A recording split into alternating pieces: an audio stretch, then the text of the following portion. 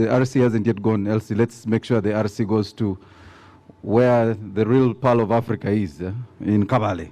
Okay. When the Bachigas speak, they speak with honesty. So he has posed some questions for us.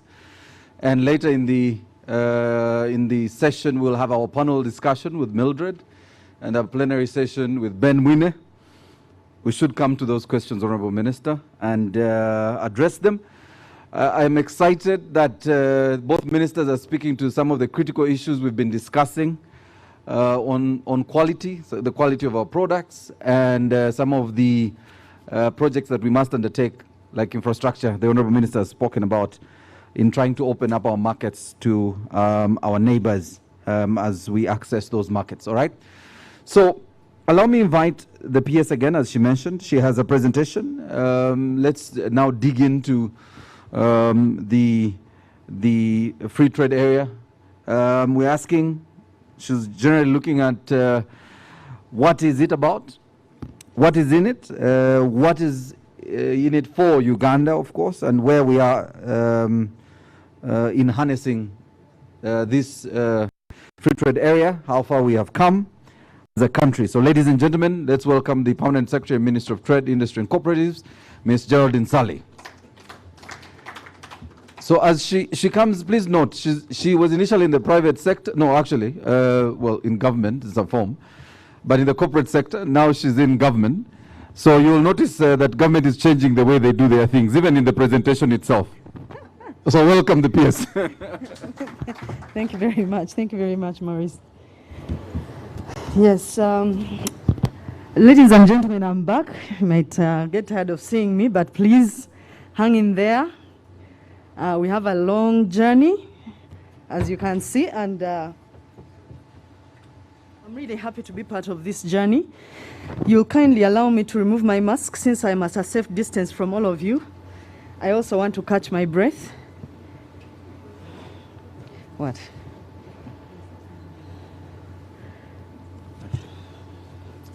Oh, for the presentation. Wonderful. Thank you.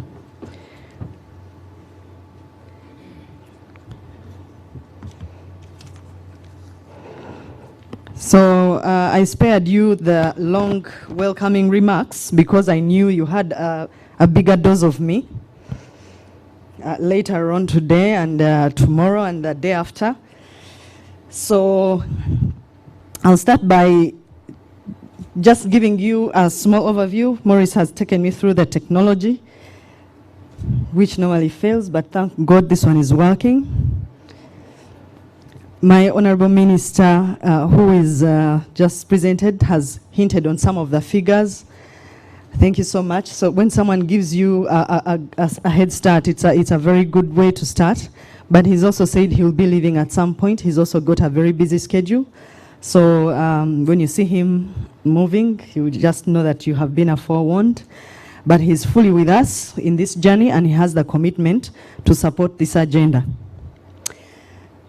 First, I will start by the structure of what I'm going to discuss today. So the timelines that have been there, I was actually very surprised when I started reading about this AFCFTA. It's a mouthful. And Elsie said to me, you know what, just go CFTA. That's how I also do it, you know. And we just move. So, but basically what it is, we're an African market with one boundary, one people. And that's how I see it. So I'll talk about the scope of this very African, this CFTA. I'll talk about the negotiations so far that have happened, the institutions, the interests, and the structures so far that are designing the scope of this CFTA. The identification of where Uganda's potential lies within this, what is in this for us. Elsie talked about unlocking the potential in our value chains, the potential in our markets, the potential in the whole azure of investments within this structure. And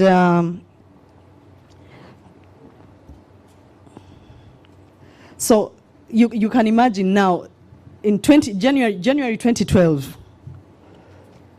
18th, ordinary sessions of the assembly started. So these are heads of state and prime ministers actually sitting down and deciding that, this is a decision we need to take to boost the intra-African trade.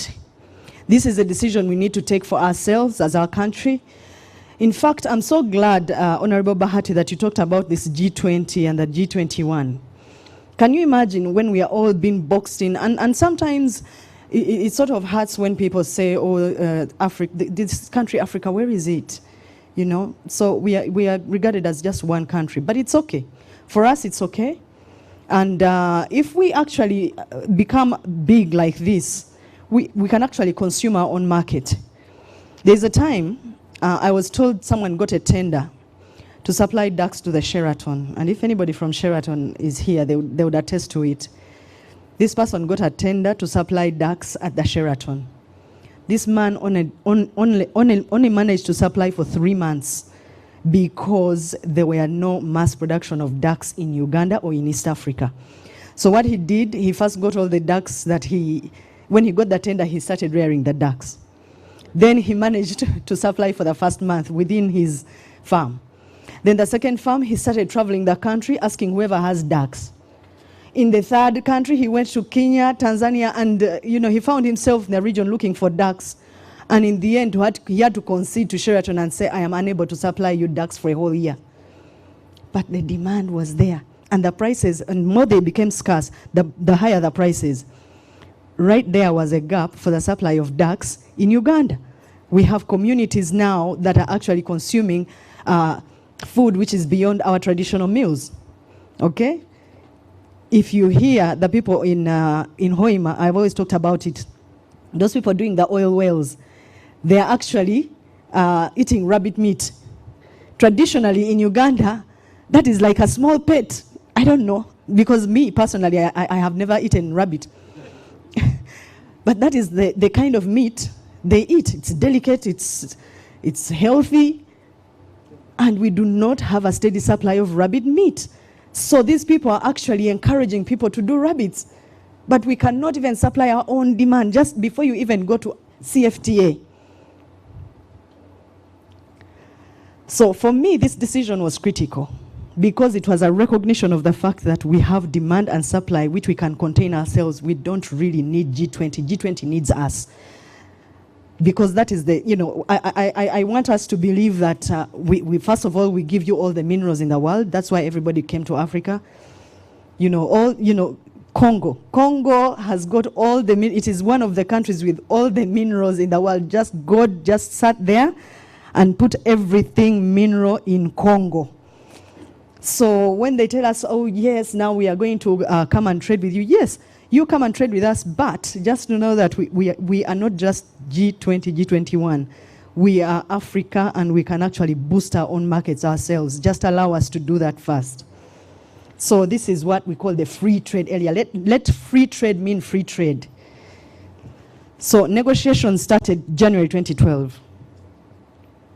So we moved on to negotiations to establish the African Continental Free Trade Area, June 2015. So these negotiations were now trying to regularize and implement the decision that was made by our heads of states and our prime ministers who were present from those countries.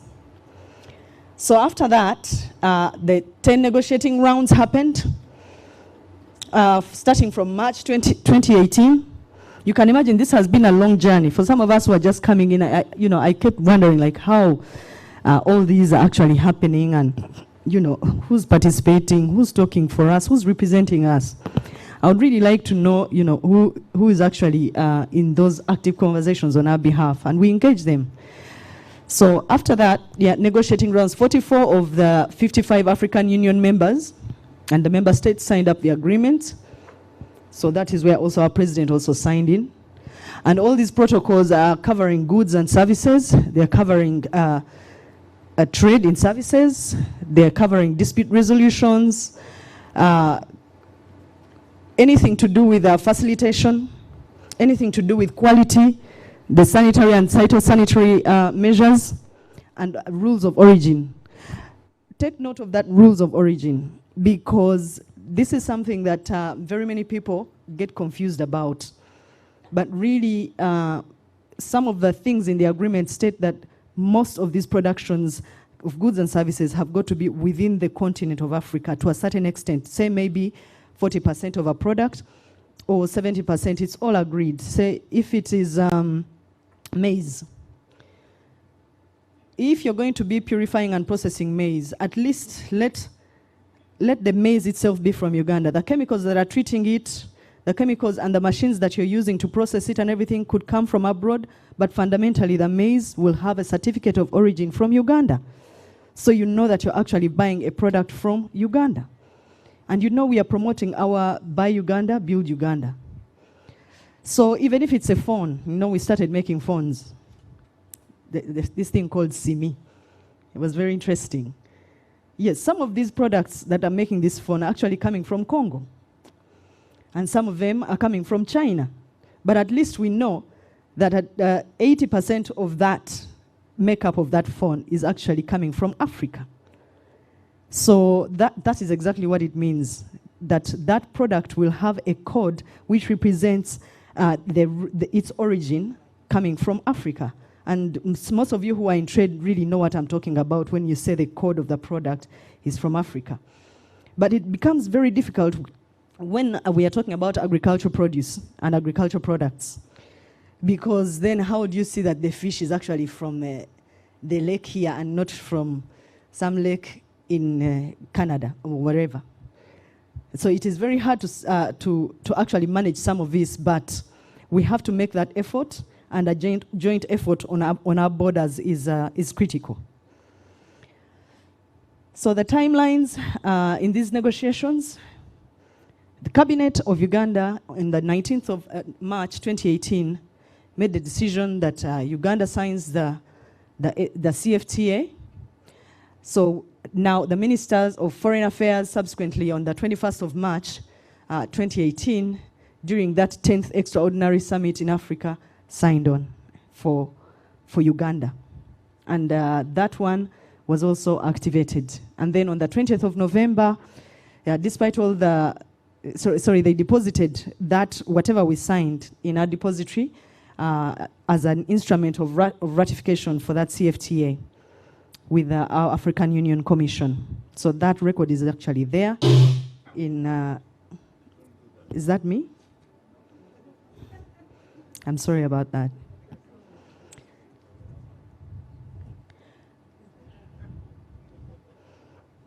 Nah, my whatever is not working anymore. Is it?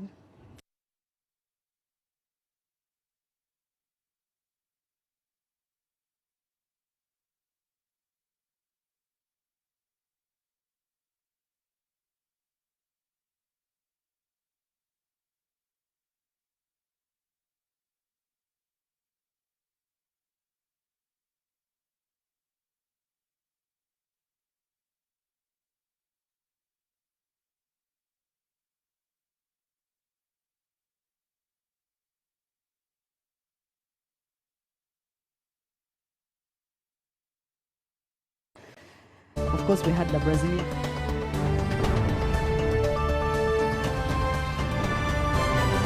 Survive. Where do these markets come from? Because food had to move for people to stay alive. Essentials like medicine had to move. Everything else was a luxury. So we knew our essentials now. And it also showed the gaps where we actually need to supply. So much as COVID came, and it put off the delay in implementation, but it made us see where exactly our gaps were.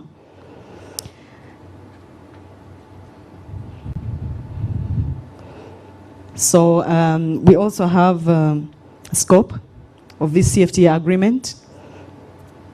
So once it was established, we had to do the protocols on all goods and services.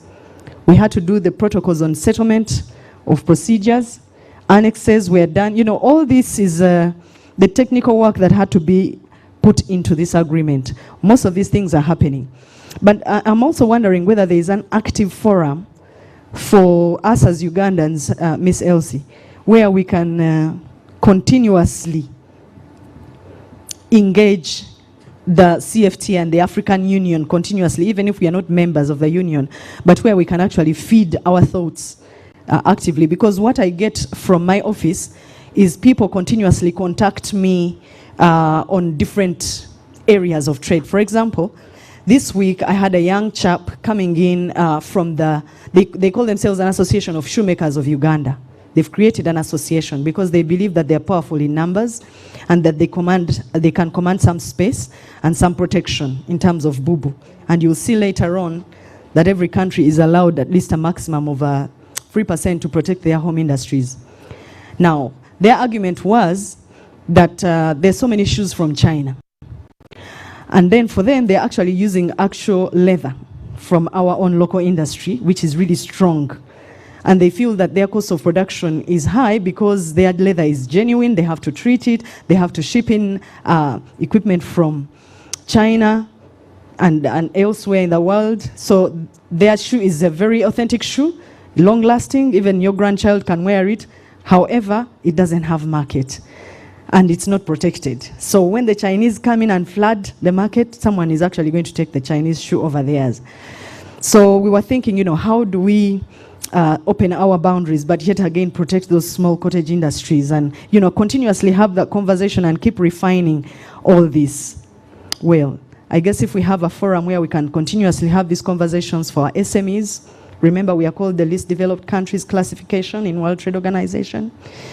So if we are quite a number of small countries, but we are big in numbers, and I'm wondering if there's an opportunity where Africa can become big even when we have the small SMEs in volumes. So this is a conversation that I really, really want, in fact, with the help of the small scale industries in Uganda. They have their own association, but we can actually empower them with the knowledge and a direct conduit to the decision makers live, without having to sort of go through channels. So if we, with the technology we have, I'm sure we can actually foster something which is live. I don't know. Food for thought. So timelines, trade in goods. So we have the tariff liberalization. This was a very complicated subject because we have got about 5,500 lines of trade within just the COMESA area. Lines of trade means that these are products, and mainly we are very big on products, less on services. So people are not necessarily taking services across boundaries because, I mean, a service is provided usually by people. But so for example, if I'm providing consultancy services, if I board a plane, you will not necessarily know that I'm actually going to do a consultation. However, if I'm taking coffee, you will know that this is a packet of coffee. So we have to also go into that area of liberalization, not only for goods and services, so not only for goods, but also for services.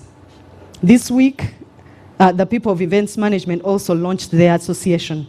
I was privileged to be part of that launch and be their guest of honor. But what I noticed was, we are actually, just like the pineapples, we have the sweetest pineapples. We actually have the best events managers within the East African region and COMESA region.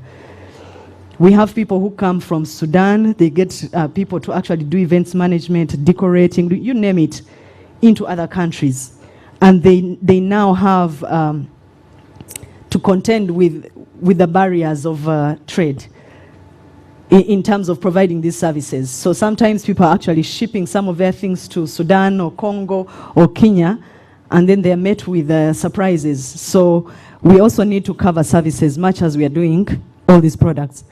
So this classification, or the tariff liberalization envisaged, which is the 90%. So the sensitivities are such that if we have been taxing, say, 25%, we say, okay, Egypt has milk, we don't have milk, we have milk, Egypt is buying milk from Norway. Why would Egypt buy milk from Norway when Uganda has all this milk? Egypt should be buying, it's cheaper to actually buy from Uganda because we are on the same continent. You will cut costs, you have the quality milk, organic, and you'll have it in time on a daily, because this milk corridor of Africa is huge here in Uganda. So we are saying that why don't we have more of this liberalization of tariffs than not? And this is something that technical teams are going to be working on. This is where the journey is. If you look at this slide, this is where the biggest journey is. This is where the negotiation where most of the products within Africa, people are going to sit, look at their gaps, and then decide what is going to be good for them, for each of the countries, and what they can negotiate on. On the 7% of the tariff lines that will be sensitive, these will be for the smaller countries. Thank you. So the 13 years will be for the least developed countries. It will take 13 years to actually make them more sensitive. And then for the countries which are the developing countries, but also less sensitive, it will take even less. So once I talked about the 3%, I'm not going to mention it again in the interest of time, but based on the East African Common External Tariff, that represents about 175 tariff lines. So maybe that's where our small shoe producers can fall. We can protect them for the interest of, you know, the bubu. That is the bubu space, the 3% that we have for Uganda. And that is cutting across all African countries, where on average it is estimated that they would have 175 product lines to start. But again, think about services as well. So these are the sectors, the common sectors that we think we can look in: services, business, communication, financial, the financial services, the consultants, all those gurus in capital services, transport, and tourism. So Uganda has negotiated under the East African Community positions that first developed through the consultative process. Partner states are also negotiating within East Africa. The cabinet, through our Ministry of Trade, we oversee those negotiations as well. I have Mr. Walakira there. Please stand up for people to see you. He's one of our lead people, alongside with Mr. Mutahunga, who actually go in to do some of these negotiations. So please look for them. In case you need anything to be negotiated on our behalf, those are the people that I know at first, at least within my area. And then cabinet subcommittee membership, ministers. We have all the other entities of government. We have agriculture, we have foreign affairs, tourism, Ministry of Energy, the presidency, especially on the lines of security. Then we have the East African Affairs and Attorney General's chambers. All these people are involved in these discussions. And there's also a wider community of private sector and all those other people. But the only things that private sector may not necessarily be in cabinet, but they are represented as well somehow. So the cabinet subsection interacts with the private sector at a technical level. Yeah, so our technical people, that's where they come in to help private sector. So the key interests in our negotiations, this is where now also one of the main issues. So we expand the country's exports for goods and services. And then we do the joint infrastructure. Now those are the roads that Honorable Hati was talking about. Joint infrastructure, it means that we can actually share. We're already exporting electricity to Kenya. They buy. We already are doing roads for Congo. So all these infrastructures which are joint are actually helping within the region. So I hope that more African countries can do a lot more on the joint infrastructures. So I would like to close here. So market access. All these EU countries, where does our potential lie? And once we do examine the market gap is what I have actually discussed. How much does Uganda supply of what is in Africa? But I think I have missed my slides on the money. I don't know whether I moved so fast, but quite frankly, I think in the interest of time, we had something to do with seeing the lines. I think when I pressed the other time, I missed most of my slides, but they were to do with, I will not go there. But let's just say that we have got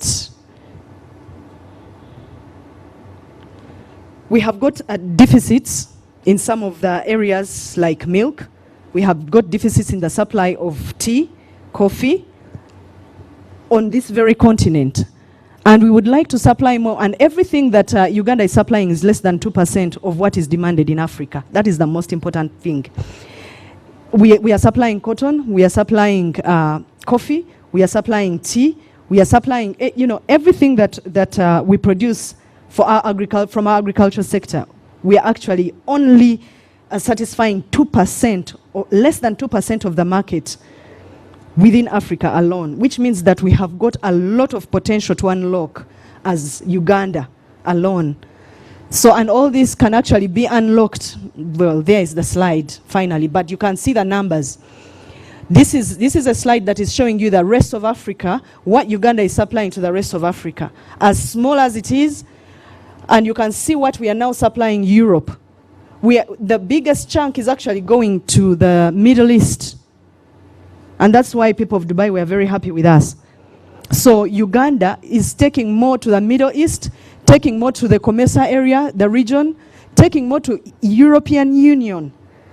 And the rest of the European people who actually, we are not part of their G20. You see what I mean? And then, lastly, we are in the previous page, that is the percentage. And that's why I was saying we are actually taking less than 2% on average to the rest of Africa. Yet we have the other 98% we can actually take within Africa. We don't have to export it off our continent. So that is the biggest conversation we are having, and that is what those figures are representing. We have potential to upscale on the dairy products, where we are only taking 2%, 1.7%. And then on maize, we are taking 3.2%, and that's the highest percentage. On sugar, those people of sugar, Kakira sugar, please pay attention. All that you're producing is only 1.7% to the rest of Africa. We can actually do more. There is headroom. And then fruits and vegetables, which we love, watermelon, nanasi, butunda, is only 1% in Africa. And yet we produce like the freshest fruits on this continent. Soya beans, 0.4%. We are on zero, Then plastics, which is really a byproduct of our oil and gas from Hoima, we are only exporting 0.1% to the rest of Africa. Yes, we have that headroom of 99.0%. So the potential is there in most of these products. And I've just picked just about 5 products to show you and demonstrate to you that we actually have potential to do more within Africa. And I've not even started on services at all. So the more we formalize our structures in the service industry, the more we are able to export more to the other parts of Africa. So I leave this at that. Why does Africa import these products from outside Africa? Why? Why are we importing from Africa? And why does Uganda export these products to Africa despite the production lines living here in Uganda? In the interest of time, I'll leave it here. Thank you so much for listening, ladies and gentlemen. But in the next, and please bring as much information to us as possible. We are here to learn together, grow together, and implement together. So the more information we have as your technical team, the better. Thank you so much for listening, ladies and gentlemen.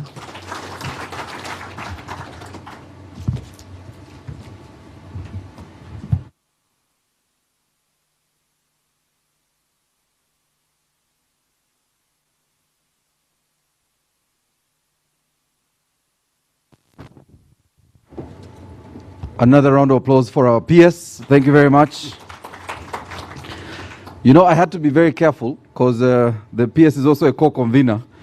So while I was alerting her about time, I was careful to make sure I am also back here tomorrow. So I needed to be very careful. Our chief guest, you are aware that when you're talking about our trade with DRC, I had recently asked about some numbers on DRC. And so when I asked, because our milk is going, our eggs, and all these agricultural produce, and I asked, so what are we importing? There were 2 items I noticed that were coming from there. It was kitenge, cloth, and can you guess the second item? Huh? Which one? No, you guys are going for the small things. There was cosmetics. I'm sure you know which cosmetics were coming out of the DRC. But those were actually also imported. Anyway, that's a conversation for another day. So I want to move quickly to our next presentation. I need to mention that Dr. Joy Kategekwa is online, the Regional Strategic Advisor.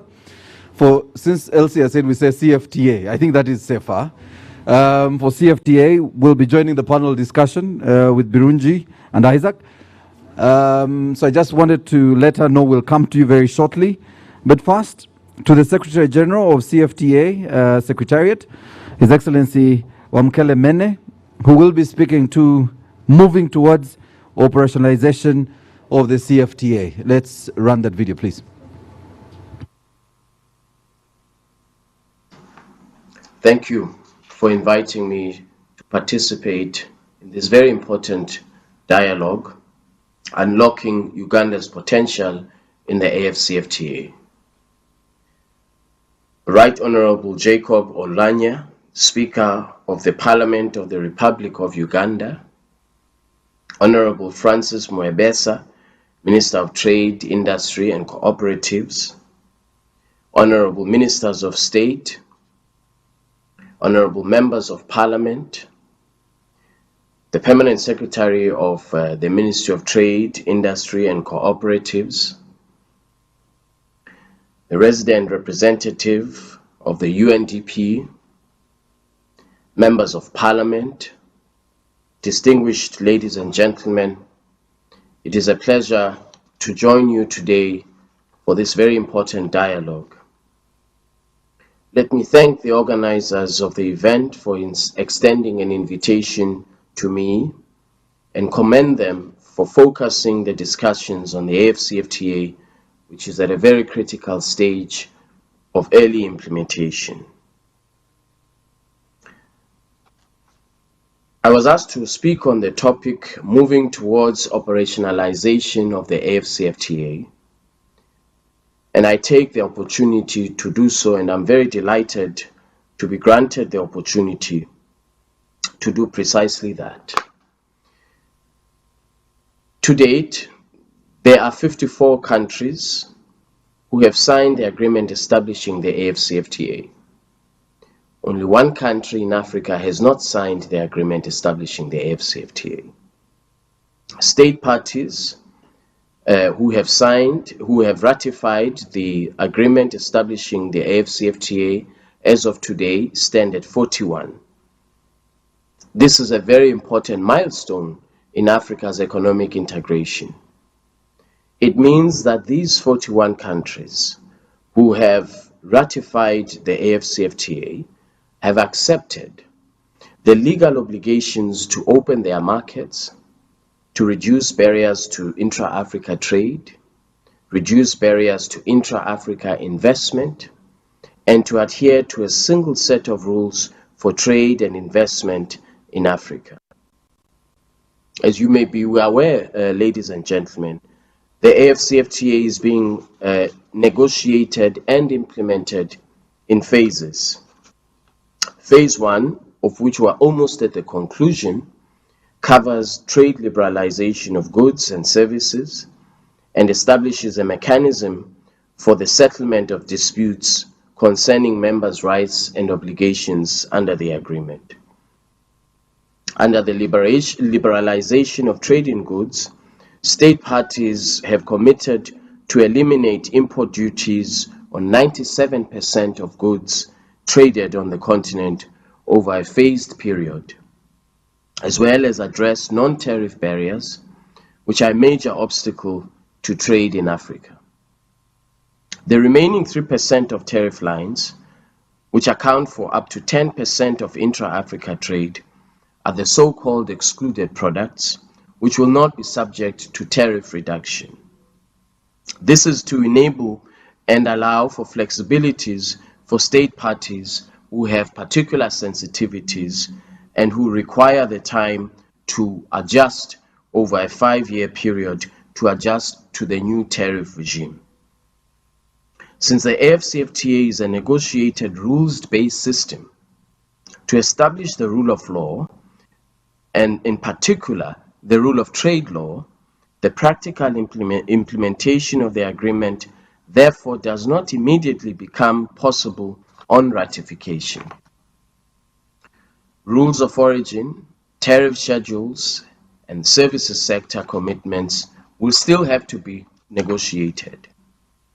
It is only after the negotiations have been concluded and subsequently approved by the Assembly of Heads of States and Government that the way will be paved for implementation.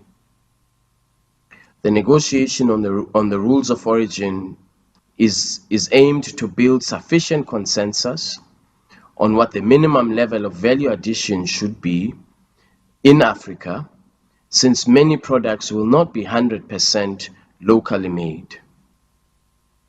Thus, the goal is to set the rules for each product, stipulating the level of local content that must be produced or value addition that must be undertaken in one or more African countries.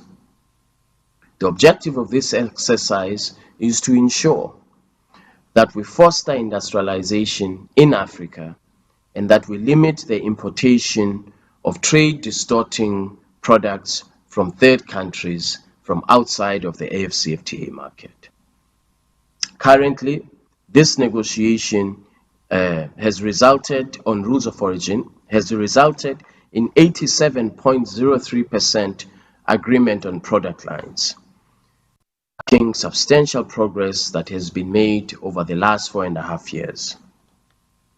With respect to trade and services, 5 priority sectors in the services sector for the first round have been identified for immediate liberalization.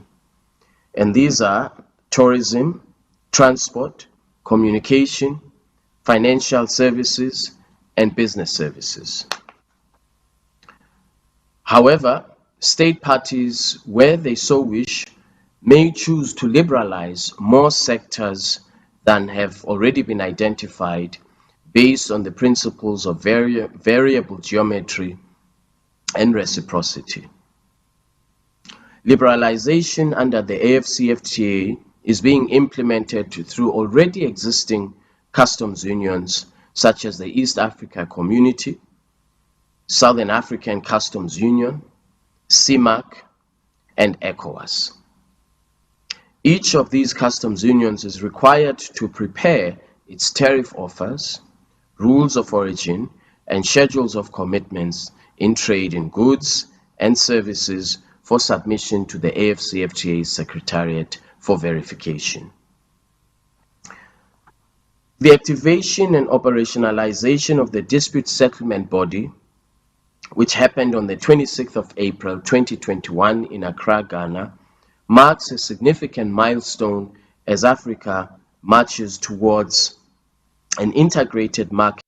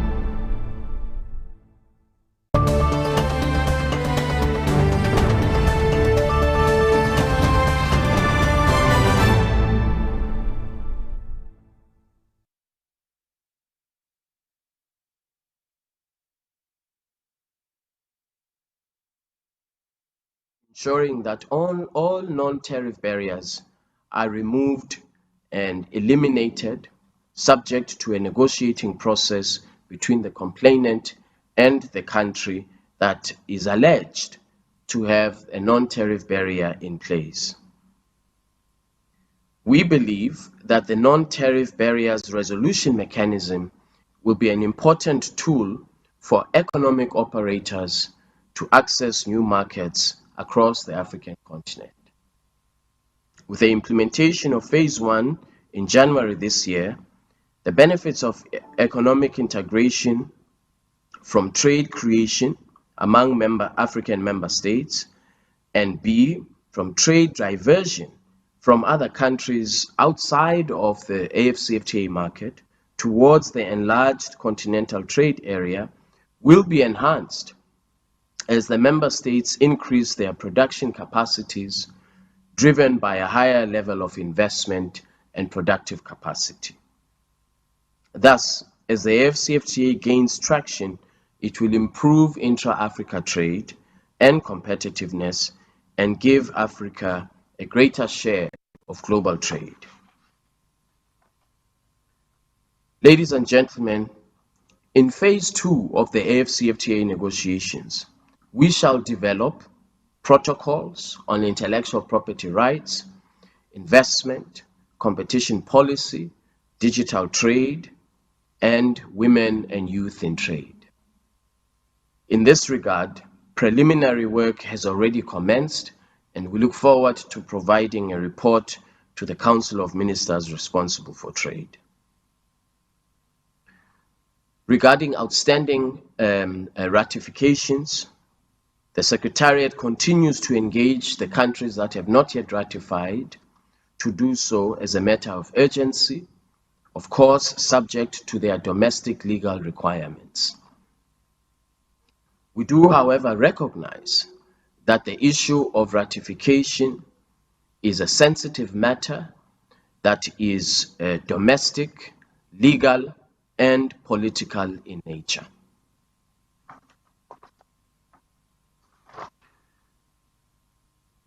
We are also promoting an AfCFTA private sector strategy. And in terms of this private sector strategy, we have identified high potential for import substitution continental value chains, considering products both produced and consumed in Africa. In other words, we have identified value chains that we should be focusing on to improve import substitution and to ensure that we develop Africa's capacity in producing for ourselves, particularly in light of the COVID-19 pandemic. The types of value chains that we shall identify are those value chains that will have a significant impact, a positive impact, on boosting intra-Africa trade and accelerating Africa's industrial development. In the area of inclusion for small medium enterprises, we have developed an AfCFTA digital application which will enable the connectivity of small medium enterprises across the African continent. This AfCFTA digital app shall have all information that is required for a small medium enterprise to be able to expand the market into new markets. For example, this digital app shall have market information, due diligence information, and it shall have what we call the Pan-African Payments and Settlement System. The Pan-African Payments and Settlement System is designed to ensure that we overcome the challenge of currency convertibility. Currently, we have 41 currencies on the African continent. 41 currencies on the African continent that contribute to a cost of over 5 billion United States dollars, the cost of converting these currencies in order for us to be able to trade amongst one another in Africa. The cost of currency convertibility is a significant constraint to boosting intra-Africa trade, to making trade in Africa efficient and affordable. Through the partnership that we have with Afreximbank, this Pan-African Payments and Settlement System will enable more efficient and cost-effective trade to take place in Africa. You will now be able to trade from East Africa with a counterparty in West Africa using your local currency without having to convert to the dollar or any other third currency. We believe that this will significantly reduce the cost of trade in Africa. Let me conclude by saying we recognize that implementation of the AfCFTA will be difficult and it will have challenges. We also know from experiences of other regions that implementing a trade agreement and ensuring regional and market integration is a long process. It has taken the European Union over 72 years to reach the depth of market integration that the EU enjoys today. However, even with the challenges, it cannot be argued that the road and the journey that we are undertaking is not worth it. I therefore implore the private sector on the African continent to take full advantage of the AfCFTA and the new markets that the AfCFTA shall open throughout the African continent. I wish all of you very, very good deliberations, and once again, thank you for inviting me.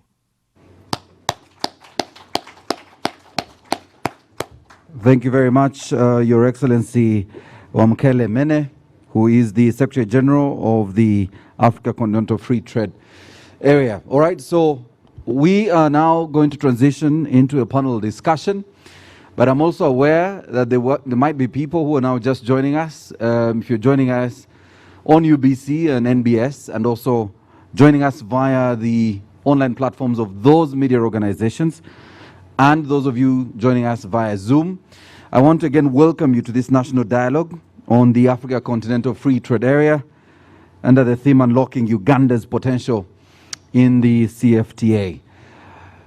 Let me quickly invite Mildred Tuhaise, my colleague from NBS, to come. She will be managing our panel this afternoon. And she will, of course, begin her conversation by introducing her panelists. Two of them are here, the other is online.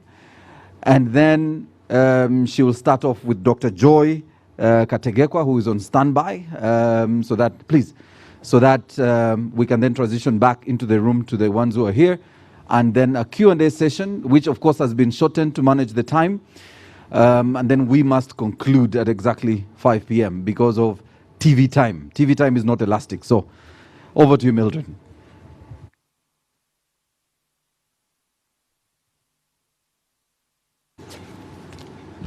Hello. All right. Thank you. Thank you very much, Morris, for inviting me. And like Morris did say, we have TV time. We just have about an hour. We'll have to do a panel, but we'll also have to be taking into consideration our a plenary session, because it's not just the panelists, it's not the discussion, but it's about deeply understanding the African Continental Free Trade Area. It was exciting when the Secretary General was speaking about having to use the same currency, an East African currency, to trade with a West African person, because that's one of the bottlenecks that has been paid attention to. 41 currencies, how do we deal with that? And we know that some currencies, depending on the economic strength of countries, are weaker than the others. And I think this is the time the African Continental Free Trade Area brings to us the realization of working together. We're 55 African countries, but at totally different levels. And out of those, over 30 of those African countries are considered to be low-developed countries. And we know all the other, disadvantages that comes with being in that particular zone. So without any further ado, like Morris Mugisha did say, online we will be having Dr. Joy Kategekwa, who is the Regional Strategic Advisor of the CFTA and UNDP Regional Bureau Africa, who will be joining us online in just a short while. I will also be having on the floor Dr. Isaac Shinyenkwa, who is a Senior Research Fellow, Head of Trade and Regional Integration Department, Economic Policy Research Center. Dr. Isaac, I kindly request that you take your seat to the fore. Ladies and gentlemen, let's give him a round of applause. And also, I will have Mr. Daniel Birungi, who is the Executive Director of Uganda Manufacturers Association. A round of applause for him. And I totally believe that we are going to be well socially distanced. And ladies and gentlemen, today, as earlier on mentioned by Minister Honorable Bahati, and also mentioned by the UNDP rep, we are focusing on contextualizing this. Well, probably some people have heard about it or listened to it on TV or in particular discussions, but haven't gotten to grasp what exactly it is about. What does it entail? What are some of the articles right in there? How does it work for Uganda? Now, tomorrow is when we will be focusing on positioning Uganda as a country to take advantage of the African Continental Free Trade Area. And then on the last day, we will be looking at enabling the private sector to take up these opportunities. But also what's pretty interesting, ladies and gentlemen, is the fact that the African Continental Free Trade Area has a specific focus to the women and youth, who actually make a bigger workforce in every aspect that we are talking about, and also quite a bigger percentage across many African countries. So allow me, ladies and gentlemen, to start off with Dr. Joy Kategekwa, who is joining us online to briefly break this down for us. It's a huge document. Some African countries have already ratified this, over 40 of those. Some haven't yet ratified because they need to look at the domestication of this agreement into their countries. But briefly break it down for us, Dr. Joy, in a few minutes before we can continue. Indeed, and good morning from New York. It's a pleasure to engage in this fascinating conversation. I'm so proudly Ugandan, and I'm happy that we're having this discussion. Breaking it down is not complicated. You know, we trade lawyers like to talk about tariffs and regulations as if it were made in heaven. But indeed, it's really just a simple way to say, how can we defeat poverty?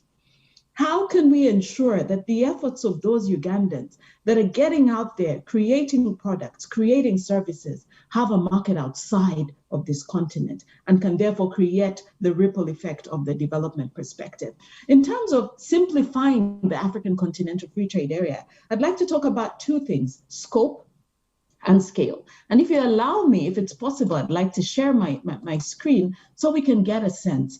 You know, when we talk about scale, Uganda has been engaged in various trade agreements. It's not the first one. We're members of the WTO. We're also members of the East African Community. But I think what is truly at stake in this context is the question of scale, looking beyond ESC.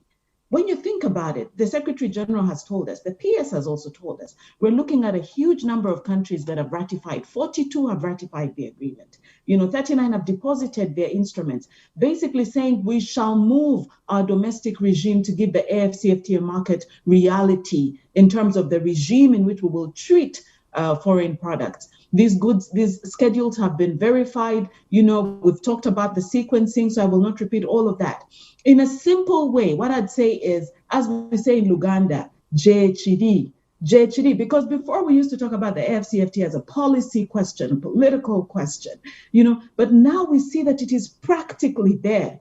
That, you know, out of the 55, 42 have said, this is going to be our new regime in our country. We will treat Ugandan products, goods and services in a preferential manner because it has ratified the agreement.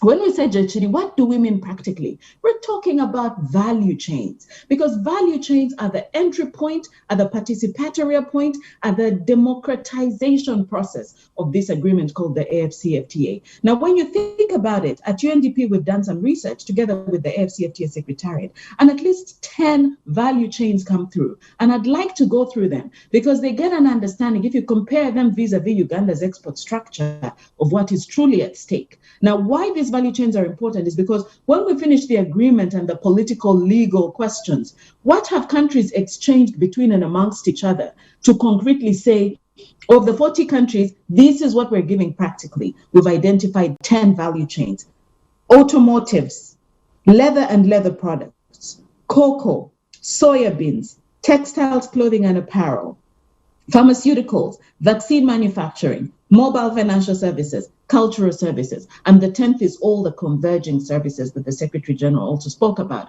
And therefore, when you think about this chart, I think it's very interesting, because if you're a trade policy professional, you're saying, how do I help my people to enter the soya bean industry? I think that the PS talked about the fact that we're exporting 0.4% of soya. This is the chain of what's truly available in that line. So how do we enter different parts of that? This is the sort of information that will be critical to understand how to harness the opportunity.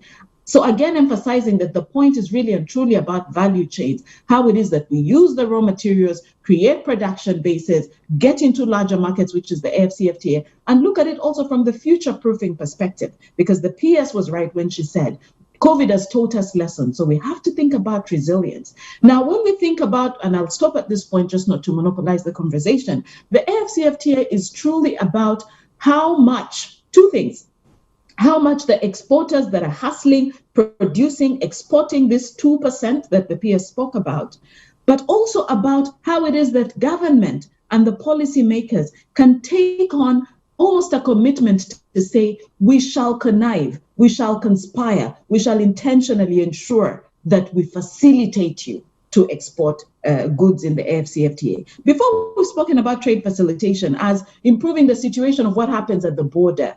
And I'd like for us to think about the fact that it is not what happens at the border. It is facilitating the enabling environments that I must go through before I get to the border. Our recent research at UNDP confirms that if governments take on an obligation to do within an 18-month period an agenda that streamlines, that processes, that accelerates, that smoothens trade facilitation, we can get huge gains for the continent, some of which include an 18% uplift of the sectors in which women are, a saving of about 17 billion in terms of costs related to documentation, border movements, etc., but also $27 billion in terms of additional aid. And finally, the big number, $500 billion that are going to be got by Africa's exporters if governments connive to root for them. Let me stop there for now, and then I can engage in the conversation ahead. Thank you very much.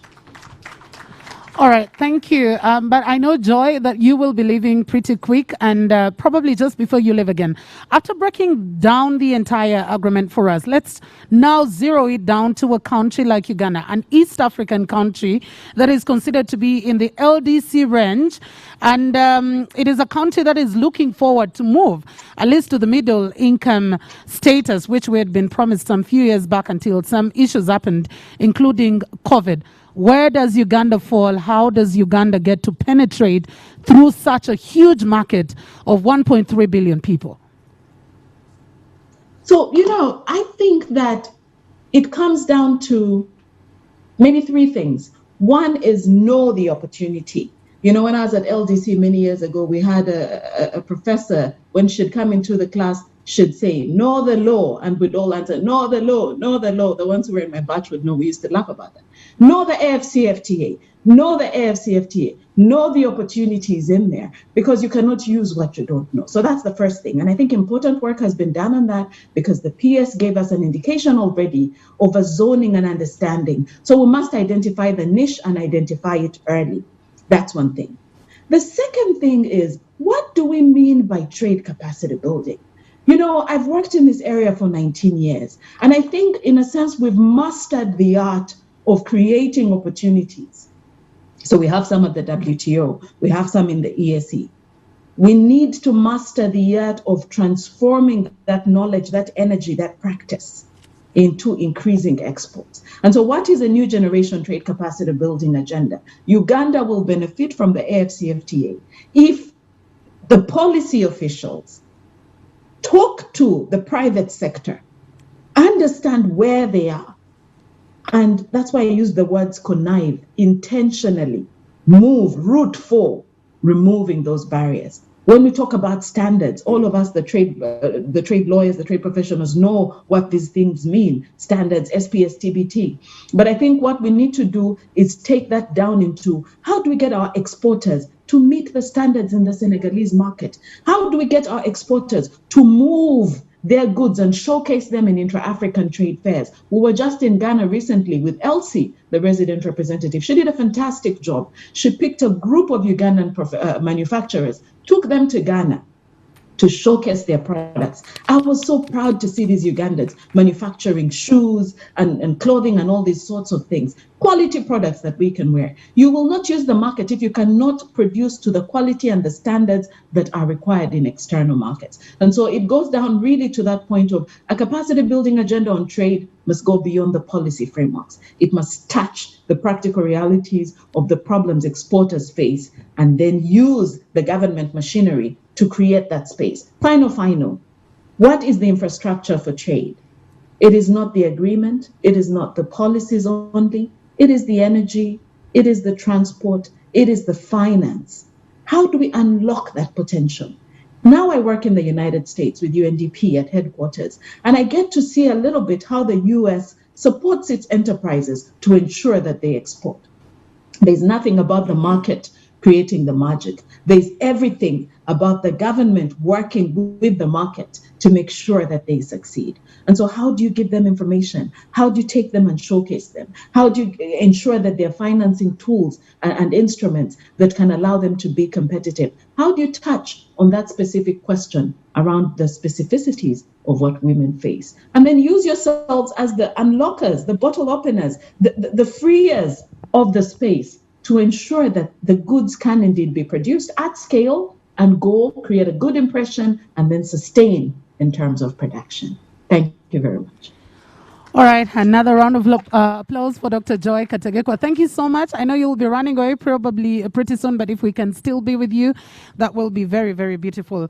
I think Dr. Joy spoke about one key aspect is knowing the opportunity, but knowing the CFTA itself. But allow me invite back Dr. Daniel Birungi to the fore for our panel, as well as Dr. Isaac Shenyenkwa with us right there. Joy said one thing, and she said it in the Luganda dialect, Jechiri, meaning that this is actually existent. If you still think that it won't work, you probably need to sit down and think about the over, 35.4 billion import bill of Africa.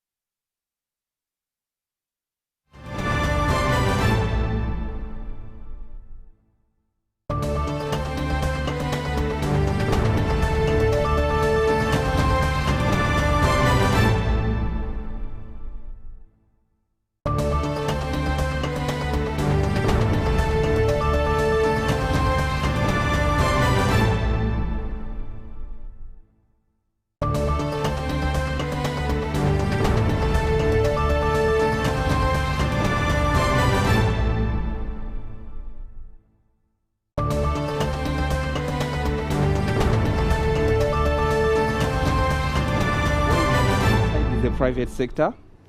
On the other side, there is the government. And on the other side is the FCTA and the markets and the other countries. If this triangle works well, then we are likely to benefit quite a lot from the FCTA compared to perhaps other engagements we have got involved in. What's different about this? Of course, it has been said that we have new markets. A broader, bigger market. I was looking at statistics today, and Uganda as a country, we export about 17% of all our exports to the African continent. So you can imagine we can move more than that, extend a little bit. Even if we just hit a mark of 30% or even 40%, that will be quite a lot. That's something new on board.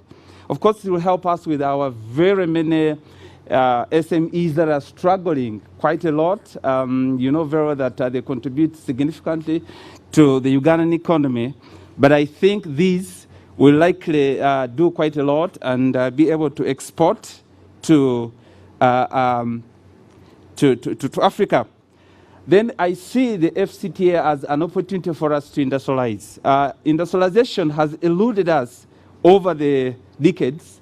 We did a study sometime back for the last 50 years, and we are going into deindustrialization. But we think this new opportunity will help us to style up and industrialize. Why do I say like that?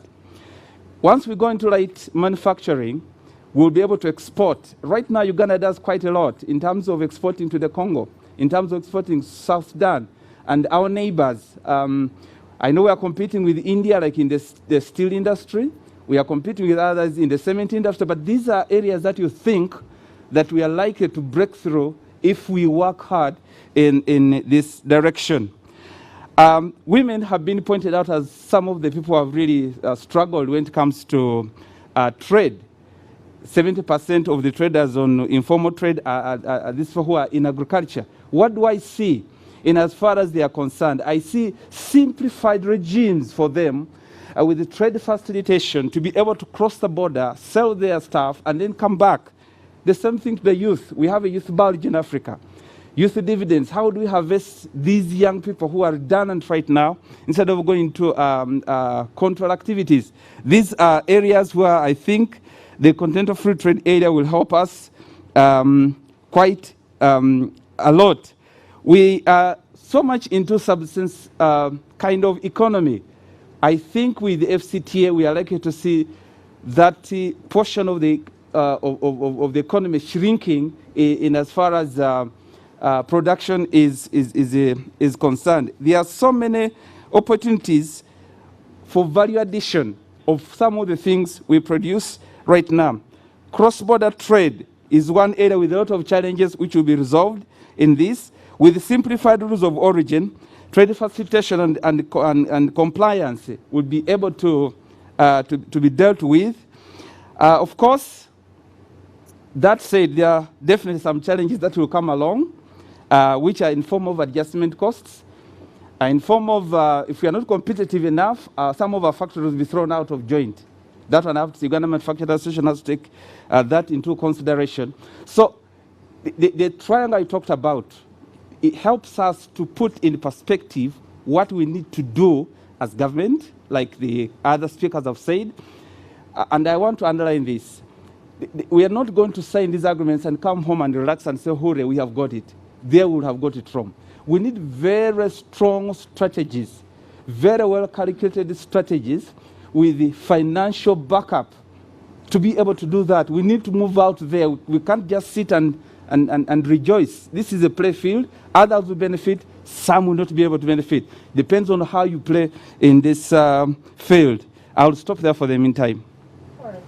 Thank you so much. We'll be coming back to you. Dr. Birungi, I know for some of the manufacturers, when you talk about such a huge market, it is happiness, but also fact that the market of Uganda is also going to be opened up for products from other countries, sometimes of more superior quality, or they have more capacity in terms of production and everything, is a fear for them. How are you grasping the CFTA as Uganda Manufacturers Association? Okay. Thank you very much, Mildred. And thank you too for the PhD you've bestowed upon me. I do appreciate it. Yes, my name is Daniel Birungi. I'm not a doctor yet. Yeah. Yes, but, thank you for prophesying. Yes, to your question, we do recognize that as we talk about the African Continental Free Trade Area, it goes two ways. That as other countries open up for the possibilities of our products getting into their markets, there's also the risk inherent that products from other countries are definitely coming into our country.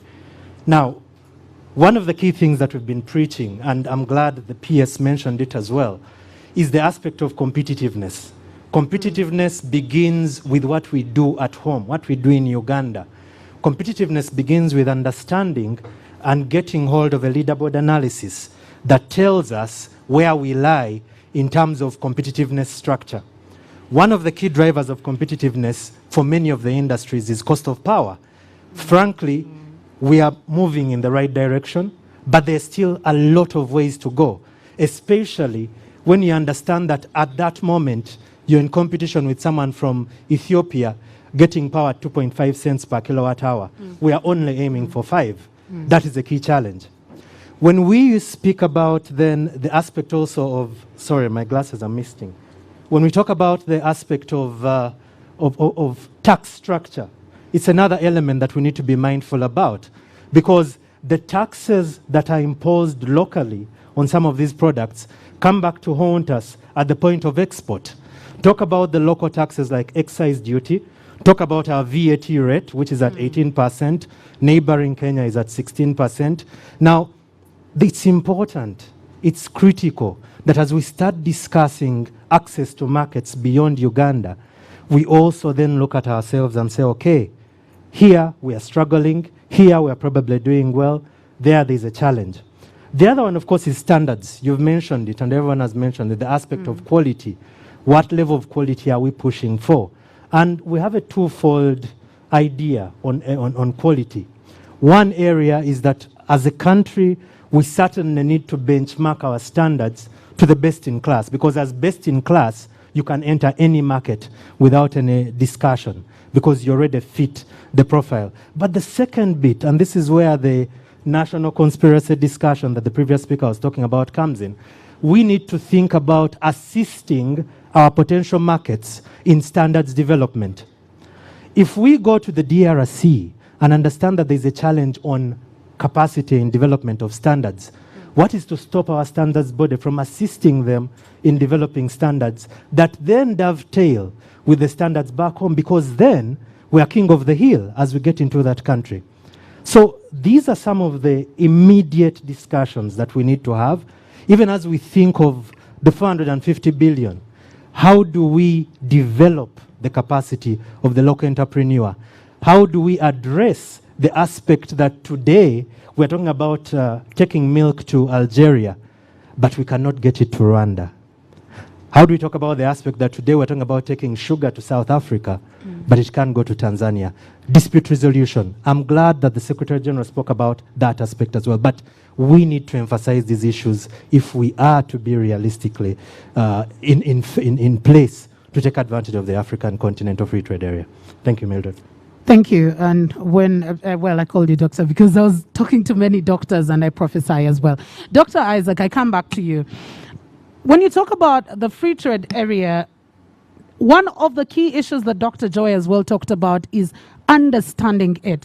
Many a times when you have such discussions and agreements, the common person thinks it's government, it's the policymakers, and yet at the end of the day, they are affected directly. We're thinking about having this understood by that woman in Kalere Market, by that farmer down in a village, a remote village that is farming produce that could likely end up on the same market. But also the government gets into the discussion of losing revenue at some point in time, because there's some taxes that you have to forego because you are dealing with an entire huge market and you have agreed to some particular aspects in the agreement.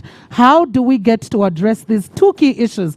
Government's fear of losing revenue, for example, Uganda, which is still a small, country that is also depending on loans to be able to finance itself, but also the entire idea being grasped by everyone. Omuntu wa wansi in Uganda's perspective. Thank you very much. Okay. Yeah, I'll start with revenue. We did a study about a year ago as part of our work to support our frontliners in negotiations. And actually, the figures indicated that Uganda, by joining the FCTS, first of all, was going to make a loss of about $13 million. This was a study we did. Kenya, I think, was 14, but we're not going to talk about Kenya, let's talk about Uganda. Now, let's look at the bigger picture. We will lose the $13 million at the border as the goods enter, all right? But we will generate a lot of trade, which will generate more revenue than the $13 million. And I think that's what we need to understand as either policymakers or people engaged in this whole process. Whenever we go for negotiations, it's well known, it's textbook knowledge, that you lose revenue. Yeah. But when you look at the end of the day, what you gain through, of course, that is customs duty. But there are others like excise. There are others like VAT, which will still be collected on the same commodities, the products that are coming in. So as long as we have goods coming in from other countries and a lot of trade going on, we will be able to perhaps even get more than the $13 million we are talking about. So to me, or for a critical analyst, that should not be a problem for us. If only Uganda can trade up to 30% and import parts from Africa even more than what's importing, this $13 million is not a problem. We should not worry about that. So just take an example. If so many farms come up and are paying pay as you earn, and are paying corporate tax and other taxes, this will be resolved. So that should be a rested case. On the issue of how do we get everybody on board, and I think this is where we need to think very critically. Who are the players on this? Within the academic world, we will sound our bell by writing papers, by doing that. There will be also the ministry doing its role to inform the rest of the community. But the business community through its associations like Uganda Manufacturer Association, the likes of Kasita, Usia, and others should get positioned and ready to have this whole big thing broken down so that they can run with it and be able to inform the rest of the community. And I think creation of awareness has been one of our weaknesses, because we look at even the ES, people asking what is in for us? Yet they are buying things from Kenya without citizen taxes. Yet they can move into Kenya without encumbrances. They don't realize that they're already what? Benefiting. That means we have not done sufficiently in trying to educate the population. So we need to get up. We need to get up and inform people and sensitize people and do whatever we can. If we can get resources for that, so be it. If the ministry can try what it can, so be. Everybody has to run with this vision. You know, for those who are old enough in Kampala, there used to be what you call duka duka. You run. When things have gone wrong, everybody is running in every direction. We need to get a duka duka of a sort where everybody is running with this vision. When COVID came, we even went to places of prayer, and the clergy were helping us to educate the people, isn't it? So why can't we do this with this as well? We take this message everywhere. We teach it in universities. There should be courses teaching. I'm appalled. In Makere, we are not doing a lot in terms of regional integration, perhaps. We need to teach so that our young people are moving from the universities are aware of this. So it's going to be everybody's effort, but somebody has to lead.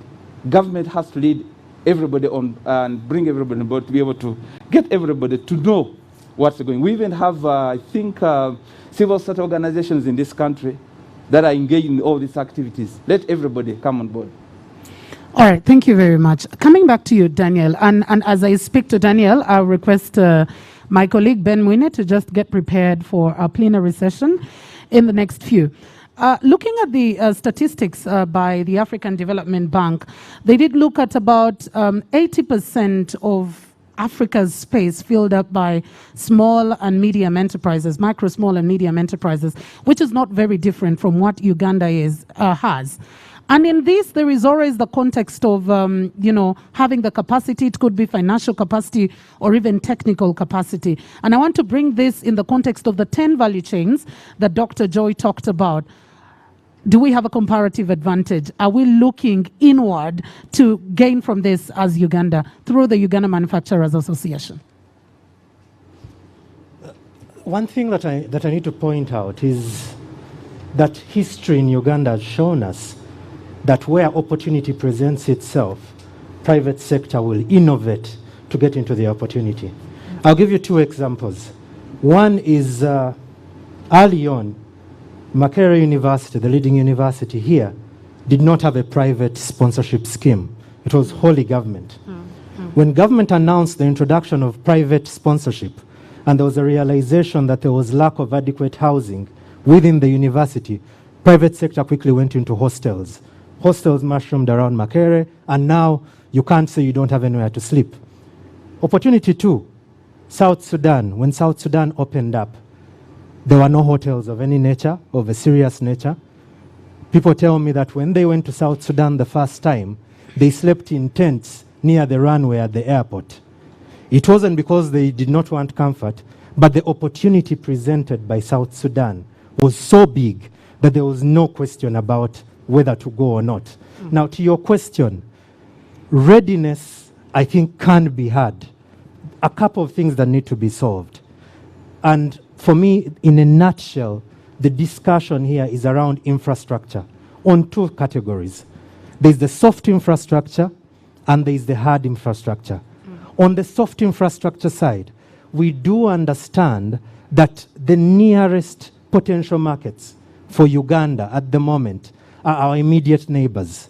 Speaking to the African Continental Free Trade Area, I would hazard a guess that DRC and South Sudan would be the new entrants, because in any case we've been in the EAC along the same terms. But if you look at the two, there is something that ties them together. They're inherently risky environments to get into.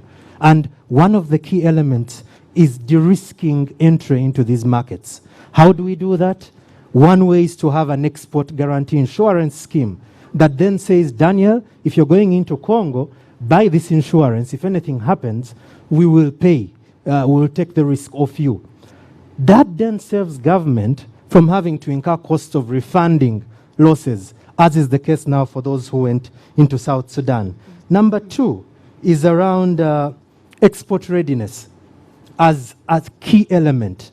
You do not wake up in the morning and put items in your bag and go to Congo to sell or go to Malawi to sell. It's a process. You have to be taken through the steps of understanding the market, appreciating the needs in that market, and then developing your capacity to enter that market. An export readiness program is critical.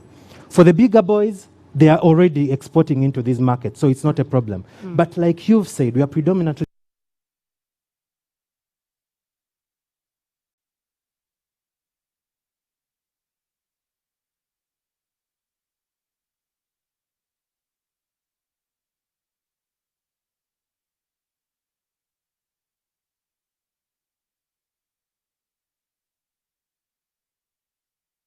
to say, look, French must be taught, Portuguese must be taught, Arabic must be taught, Chinese for that matter, but for the African continent, I think French, Arabic, Portuguese are key. That we are able, as Ugandans, to stand in any country and say, look, what do you want? Do you want to trade? We can speak to you about trading in your language. There's a key strength in being able to do that. The other bit on the soft infrastructure is finance. And I think several of the speakers have talked about it, that access to finance remains a key challenge. Export preparation, market development, review of policies out there take money. Today, the average SME is going to borrow at 18, 20, 22%. That is not sustainable. Discussions on reducing interest rates are critical as we have discussions on market entry, because then access to credit is eased. Market opacity, and someone spoke about it. We need to capacitate the Export Development Board to be able to tell us where the opportunity is, what the gap between our capacity and that opportunity is, and how to bridge the two. Because without that gap analysis, we are speaking to ourselves when we speak about access to some of these markets. I'll quickly run to the bigger discussions on the hard infrastructure. Okay. On hard infrastructure, I would say that we appreciate and we acknowledge the work of the government, especially as it relates to the DRC in terms of opening up export roads. It's a step in the right direction. However, we still have some challenges, and these challenges are challenges that are not insurmountable. One is that even as we do that, we allow our goods to get into Congo through the new roads we've built. The challenge still remains that today, for an average trader coming from the DRC, they're going to carry money on them to come to roofings, to come to Mokwano, to buy their product. One, it's risky. Two, it's unhygienic. Three, it means that the KCBs of this world, or the banks of this world that have presence in Kenya and the DRC, are able to take the trade that would have come to Uganda and quickly run with it to wherever they're able to convert the funds quickly. We need to be able to incentivize the centenaries of this world, the DFCO of this world, to be able to set up in these countries, because then we have a homegrown entity there able to support us. 2 is border infrastructure. I'm glad to hear about the opening up of the border markets at Impondwe. It's a positive step. But we're saying the other big issue is warehousing. Warehousing for products that are bulky. You do not want your iron sheets coming all the way from Kampala. You do not want your tons and tons of grain coming all the way to Kampala. You need grain silos, you need warehouses, you need cold storage facilities at the borders so that you can quickly feed whoever needs product.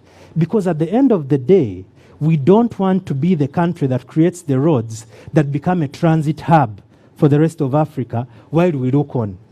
We need to be at the border so that we beat everyone coming into our country to the punch. 3rd would, of course, be rail. I think everyone has talked about the impact rail has had in other nations. We need to talk critical about improving our existing rail network, moving to the standard gauge railway, but also, and this goes to the continental level, we need to discuss what is the gauge for Africa. In Tanzania alone, there are 4 different gauges of rail.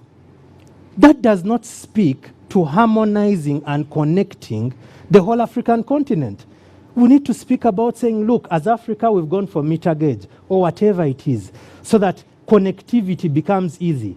Otherwise, in solving one problem, we create another problem of warehousing and now exchanging trains as we get to the borders. The last one is on our products, such as milk, such as meat, the animal products.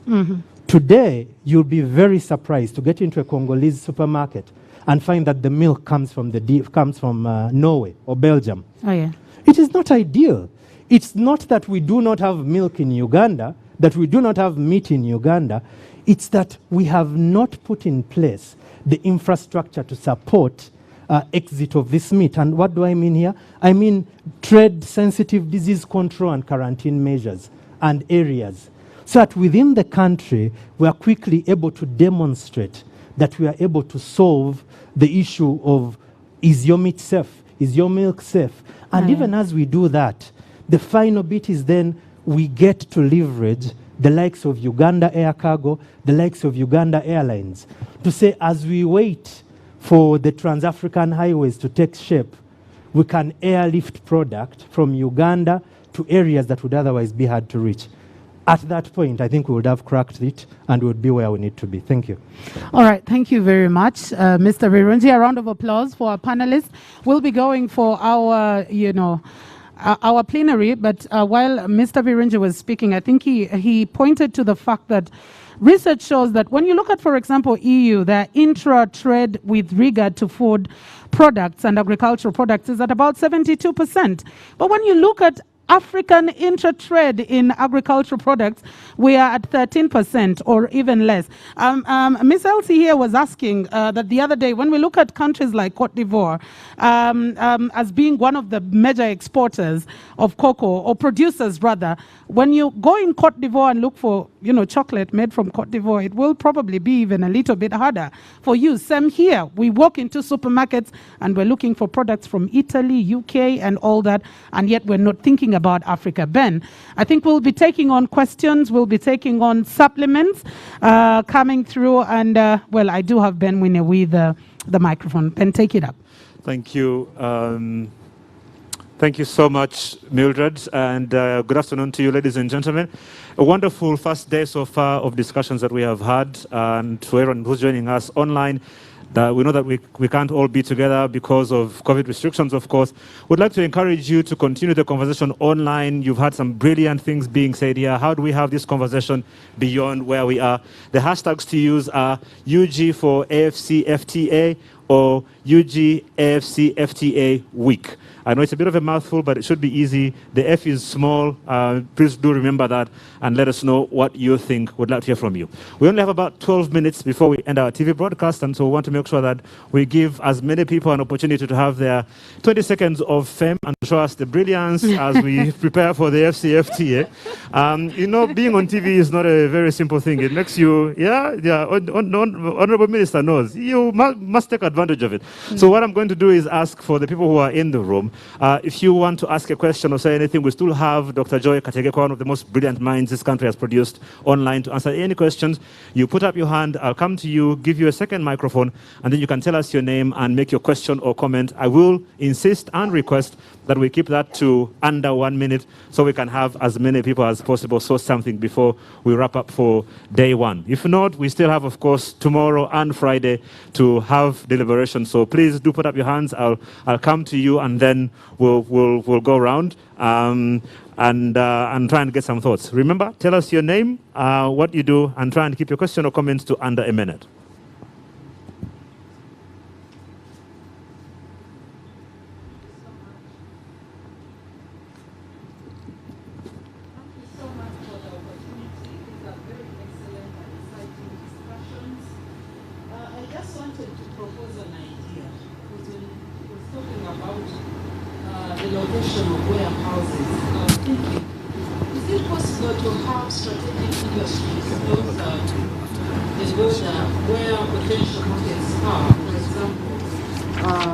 You talked of meat production, milk, fruits, probably thinking of taking these factories closer to where the market is rather than export them from distant areas. I just thought of that as an idea. Secondly, how do you avoid disappointments among the producers? For example, in the past, we have had the government encourage the population to produce vanilla, and at some point there was no market for vanilla.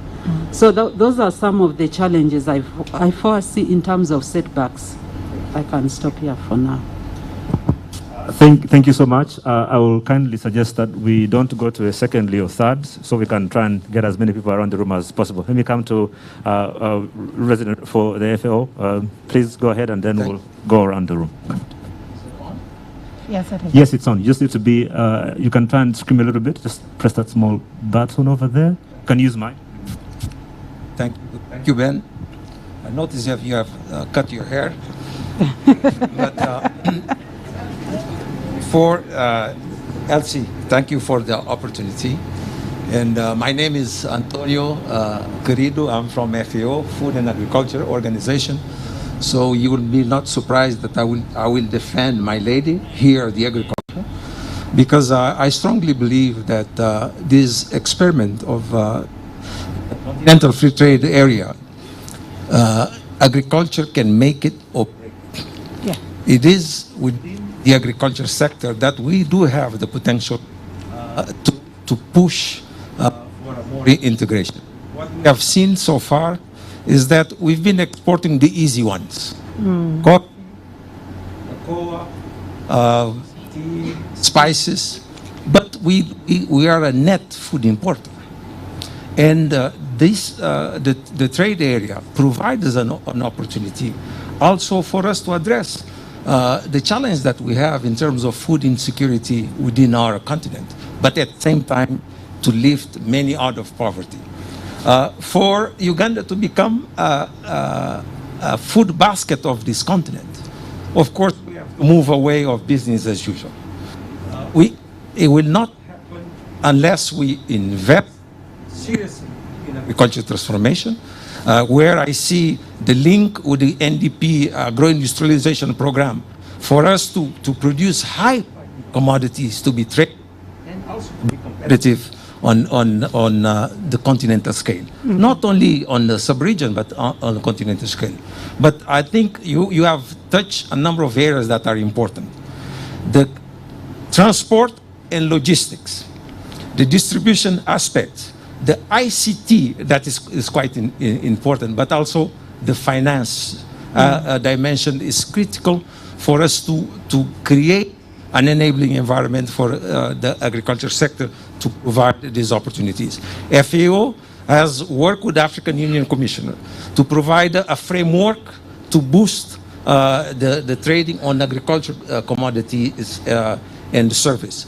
We are also ready to support Uganda when it comes to standards, safety and standards. The quality will be important for us to be able to trade, and because quality is of paramount importance. I will probably stay here, but when we come to the infrastructure, storage is important, but also quality control in terms of the labs here is also important for us to boost the agriculture trade. Other areas too are equally important. Sorry to rush you, Antonio. It's always a delight to hear you speak. Can I kindly suggest for the rest of us that you please stand up so we can be able to see you a bit better? And we had our lunch is interfering with the mic frequencies, so if you can stand, it will be a bit clearer. Thank you very much, Ben. With my height, I think it's important that I stand up. I look at the... my name is Dennis Aguma. I'm the Executive Director for NACE Africa, and we work with very many young entrepreneurs. We see Uganda and leveraging the Africa-Free Continental Trade Area by being innovative and creative in order to be able to compete on the global market. Recently, we were very privileged to have been invited along the resident representative and a group of Ugandans that they talked about to go to Ghana and see what they're doing. We've been blown away by what's happening in Ghana, but it's not that we can't level up. So I look at this issue in three ways: short-term, medium, and long-term. We are here right now. The long-term I can't deal with.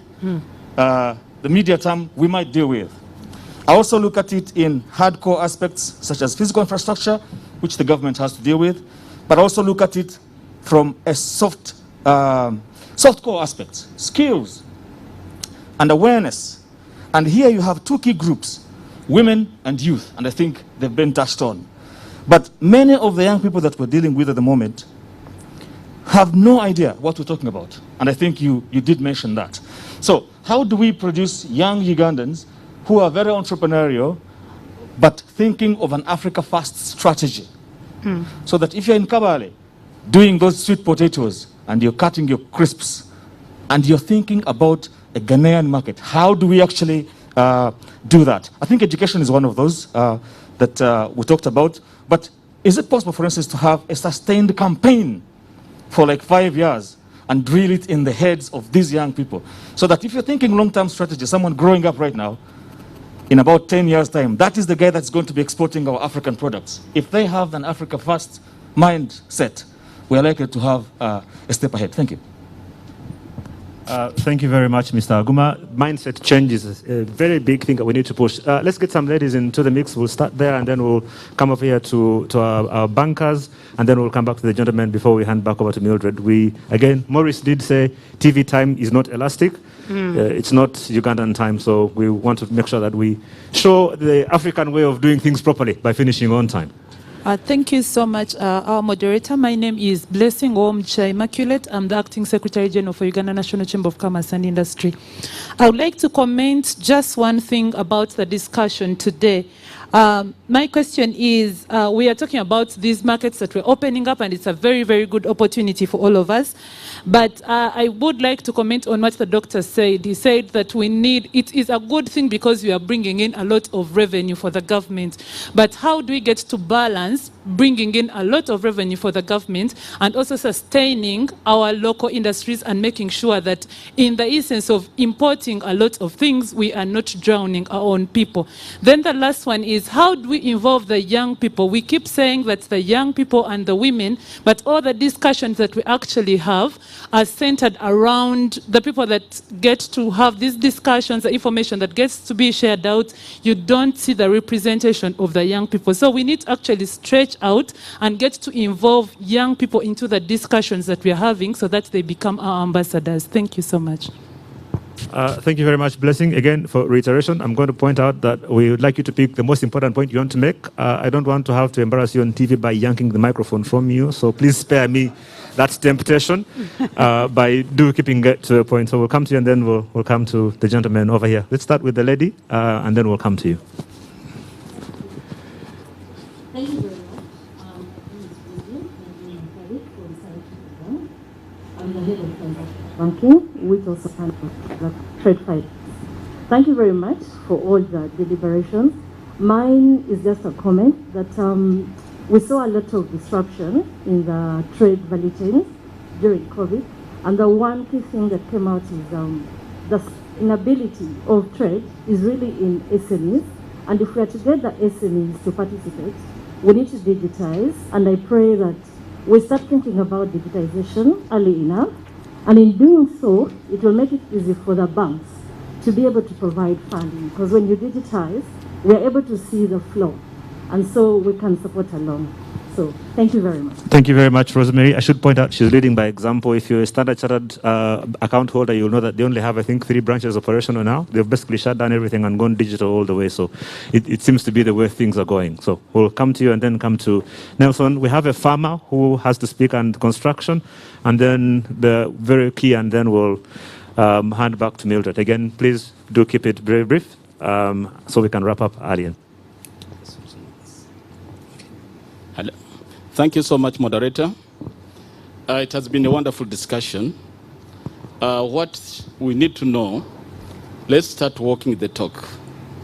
There is a lot of institutional disconnectivity amongst ourselves. The public somewhere, the private somewhere. Dr. Isaac, in your triangle, you are forgetting academia.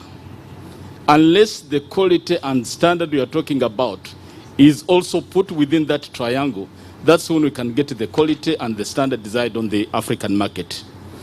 Number 3, about the policy makers. I'm sorry to note, unless the sectoral associations are established, all strengthened, that's when the message can sink down to the ground people, and then we get the information we need, then export readiness can be realized. Thank you so much.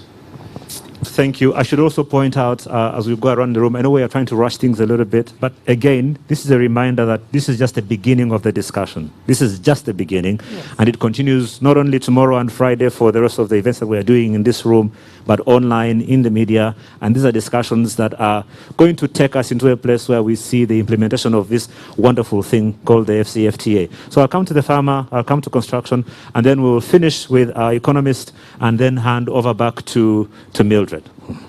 Thank you very much. My name is Edward Makovore. I work with the Uganda National Farmers Federation. My comment and my observation today is not very encouraging, unfortunately, because apart from our FAO representative, we do not see the side of government in charge of agriculture. I do not see the Minister of Agriculture, I don't see the Permanent Secretary, and yet agriculture sector accounts for 70% of the exports. It would be very encouraging to see the agriculture stakeholders being very pivotal in these discussions. As we discuss this, we have not even seen commitment of government to honoring the 2003 Maputo Declaration, where they decided to commit 10%. So how are we going to move if the key stakeholders, the agriculture sector, are not part of this? And 2, how are we going to move if, since 2003, we have failed to commit 10% to the sector? Thank you, Mr. Makovere. I should have warned, for the AFCFTA week, we are only accepting positivity. So I should have had a chat with Mr. Makovere. I understand your concerns. The reason we're having this discussion this week and going forward is that we're saying, look, whatever has happened has happened. What are we doing now to work around that and make sure that we make this thing work, right? So I do hear the concerns, but the question now is, what do we do in terms of discussing the positivity going forward? Mr. Oware, and then we'll come to construction and finally to Mr. Pillai before we hand back.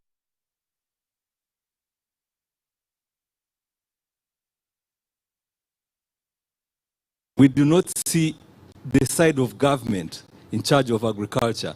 I do not see the Minister of Agriculture. I don't see the Permanent Secretary. And yet, agriculture sector accounts for 70% of the exports. It would be very encouraging to see the agriculture stakeholders being very pivotal in these discussions. As we discuss this, we have not even seen commitment of government to honoring the 2003 Maputo Declaration, where they decided to commit 10%. So how are we going to move if the key stakeholders, the agriculture sector, are not part of this? And two, how are we going to move if since 2003, we have failed to commit 10% to the sector?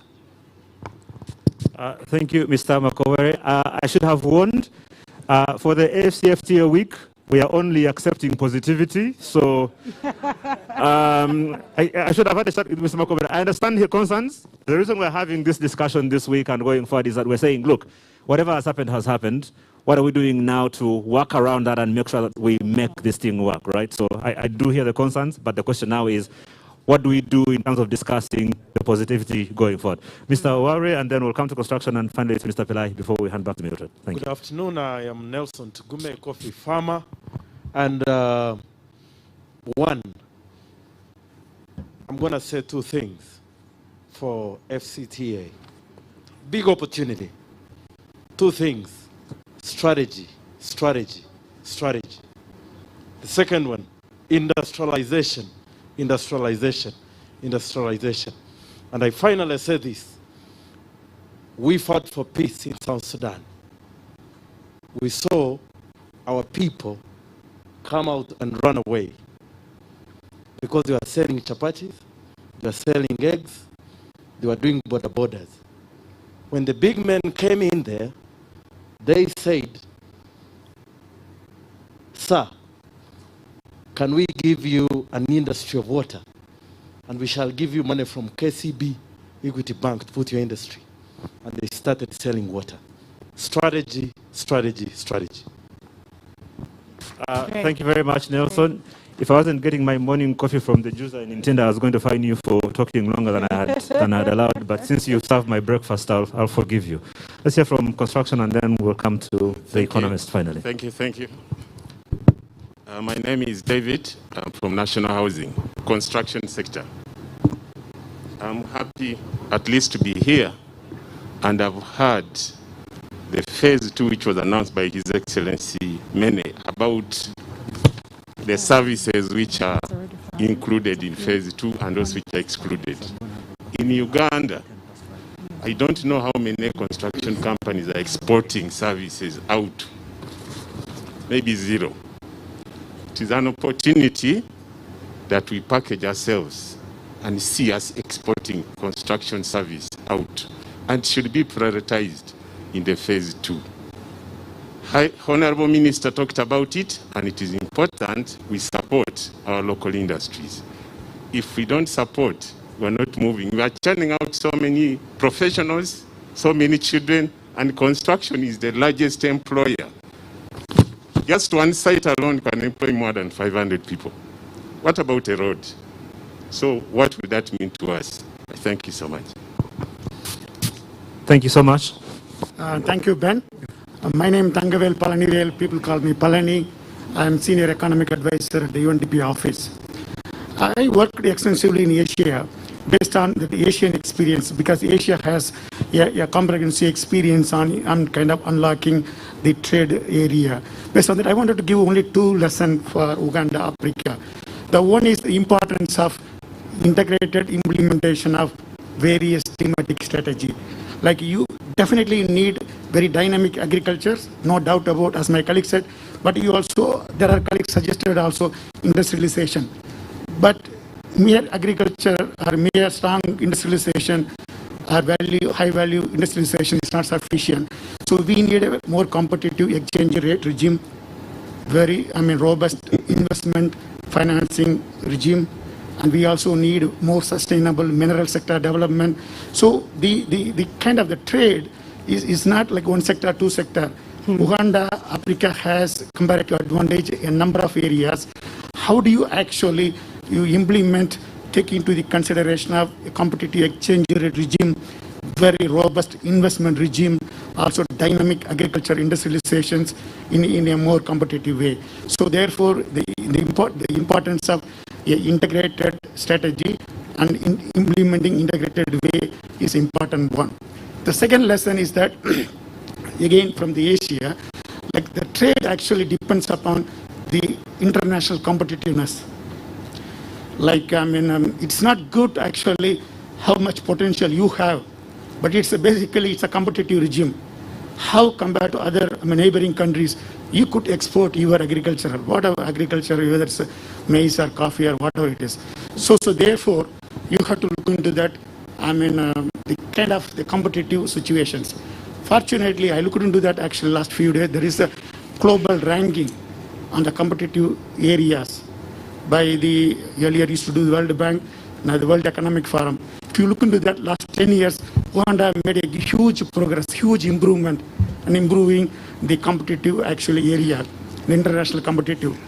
Despite such improvement, the unfortunate situation that still Uganda is below to the some of the neighboring competitive ranking or the score, like Tanzania, Rwanda, or Kenya kind of countries. So therefore, I would actually highlight that the importance of focusing much more significantly on the global competitiveness of Uganda is the important one if you really wanted to move beyond the trade area. Thank you.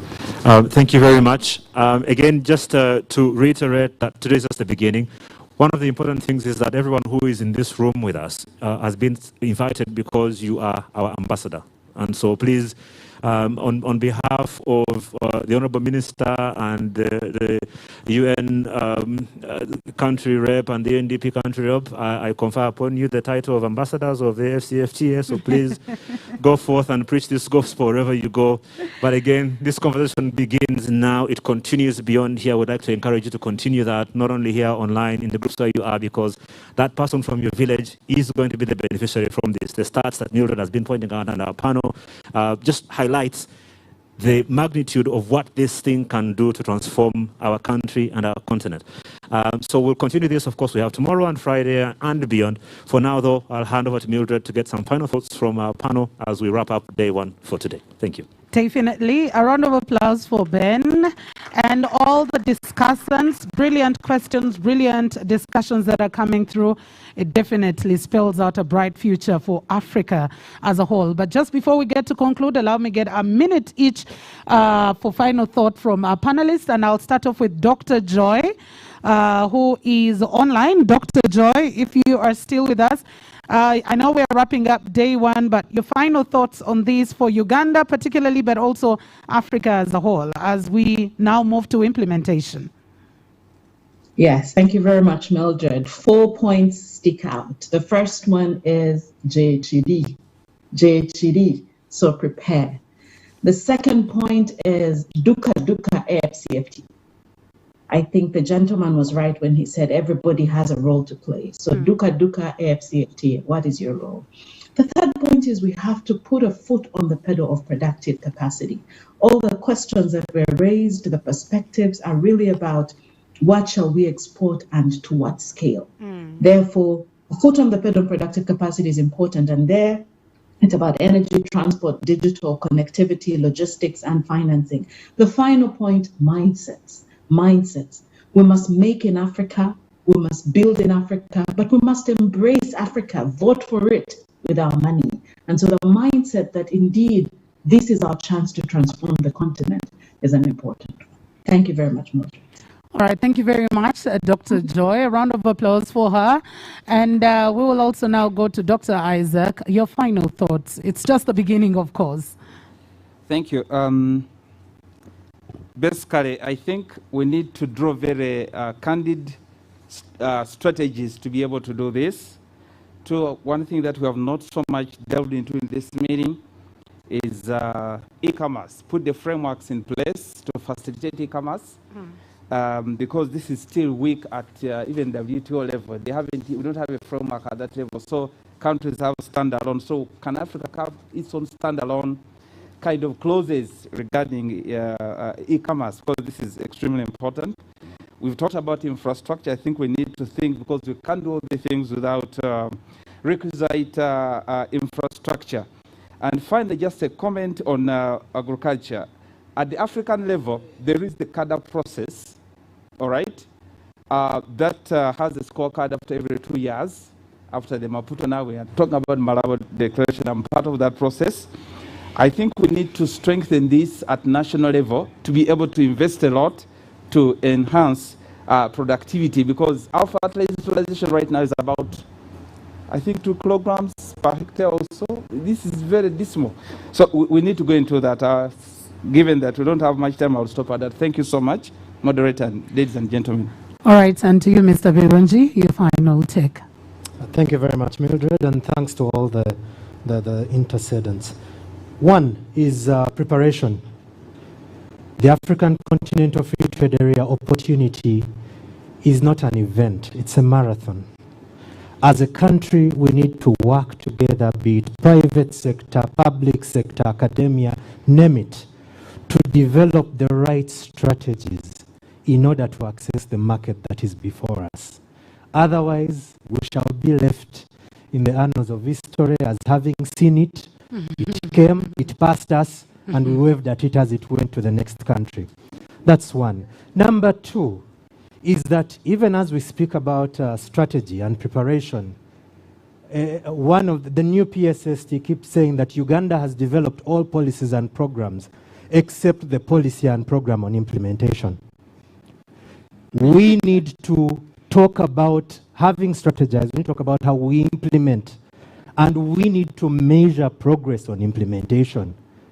At the end of the year, when my PS is asking for a budget vote, she should be asked to say, okay, how many new exports have you generated? But not only her, everyone, including private sector.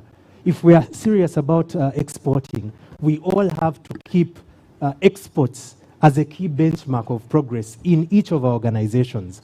Otherwise, it doesn't work. Lastly, but not least, the issue of building capacities. And this, I go back to the issue of local content, buy Uganda, build Uganda. At the end of the day, Daniel is not going to wake up tomorrow and start exporting. He's going to start by selling products to you, most of the times. Now, we need to develop the capacity of industries, of entities, of businesses and SMEs to supply the local market, to supplement imports, to increase their capacity, because then they get the stepping stone to go to the continental level. If we do not do that, we are still lying to ourselves. Thank you so much. All right, thank you very much, Dr. Birunji. Ladies and gentlemen, once again, a round of applause to the panelists and to yourselves for coming through. Like Ben said, this is just the beginning. It's day one. Now, in tomorrow's discussion, especially on the panel, we will now be unpacking, looking at what opportunities there are for Uganda, but how we can be able to grasp those opportunities. Mr. Birunji was talking about passing over opportunity. For me, I describe POOR as an acronym of passing over opportunity repeatedly, and that we've continuously done as Africa, that we continue to pass over opportunities repeatedly. How do we grasp this one and not have a discussion of it was, but it did not happen. It was meant to, but it actually did not happen. So ladies and gentlemen, thank you so much. Let's continue the discussion. Online key aspects that have come through, of course, ICT and e-commerce are very key. I think this would also be able to deal with aspects of language barrier that you were talking about. Infrastructure, preparation, looking at exports as a benchmark of progress. The other day, the president was complaining about Uganda being a supermarket of goods from foreign countries. How do we become a supermarket of African goods and Ugandan goods that are Ugandan but of very good quality? Ladies and gentlemen, we bring our panel to the close at this particular point in time, and allow me to invite back Morris Mugisha to wind up. Thank you, Mildred, and your panel. Please do feel free to take your seats. Ladies and gentlemen, it's been an academic session that was quite exciting, with examples from across the continent. It's exciting that technology allows us to present ourselves from New York. So we had somebody in New York around this time last year, no, I think 2020, okay, 2020, okay, not 2020, but 2020. We would have been, in February, January, would have been wondering how to get Joy into this room, but would have to have her here physically. So we miss you, Joy. It would be nice to have you here with us. We want to appreciate all of you for being part of day one, a great, exciting conversation. This is just the beginning. We are here tomorrow and Friday. In fact, your weekend begins here at the Serena. We are still engaging the hotel to give you good rates so you can spend the night on Friday.